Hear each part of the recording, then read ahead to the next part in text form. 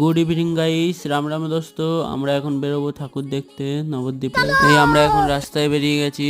এই যে আমরা বুড়ো শিবতলার এখান দিয়ে যাচ্ছি, নবদ্বীপের মধ্যেই আছি আমরা। আর নবদ্বীপেরই ঠাকুর দেখাবো। এই যে একটা ঠাকুর হয়েছে নবদ্বীপে, এই যে কেমন হয়েছে সবাই বলবেন, কমেন্ট করবেন।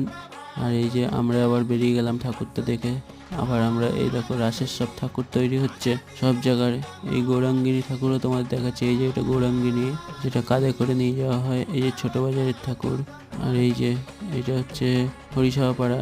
আর এই যে হরিসভাপাড়ায় আরেকটা জগদ্ধাত্রী ঠাকুর হয়েছে, এখানে চলো দেখাচ্ছি। এই যে ঠাকুরটা দেখো কত সুন্দর হয়েছে।